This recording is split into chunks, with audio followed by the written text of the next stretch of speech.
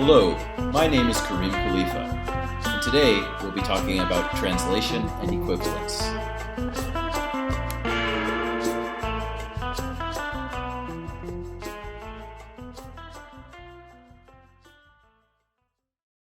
Today we'll cover two topics. First, we'll look at the use of parentheses in first-order logic, and then we'll look at equivalence.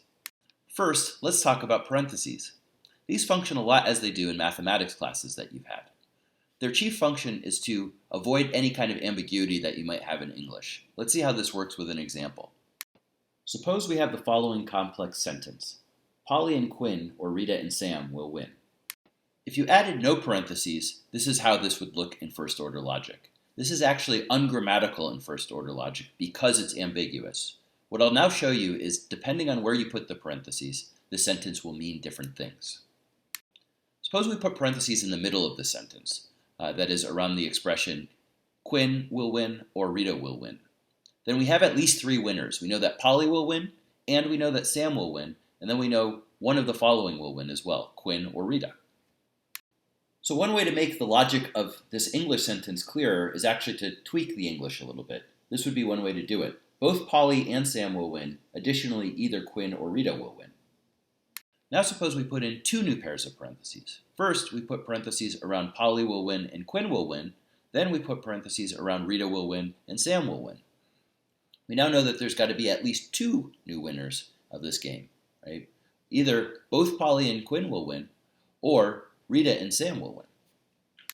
I hope this illustrates a general lesson to you.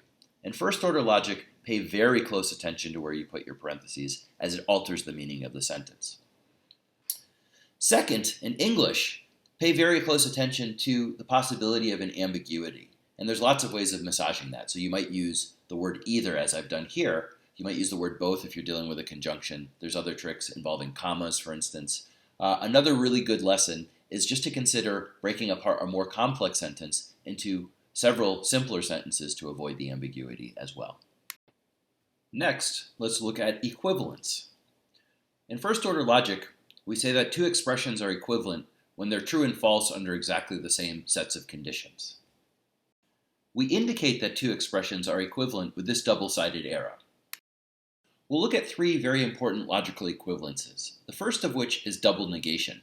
Hopefully this feels pretty intuitive. This says that not P is equivalent to P. For instance, suppose we say Khalifa is not unfriendly. In first-order logic, this just means that Khalifa is friendly.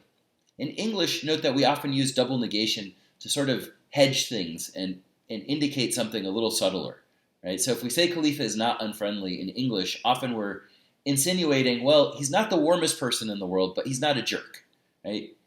In first-order logic, there's no nuance like that. It's cut and dry. Not friendly or not unfriendly is equivalent to friendly. Okay, the other two equivalents we'll be looking at today are both instances of DeMorgan's laws. The first one we'll look at states that not both P and Q is equivalent to either not P or not Q.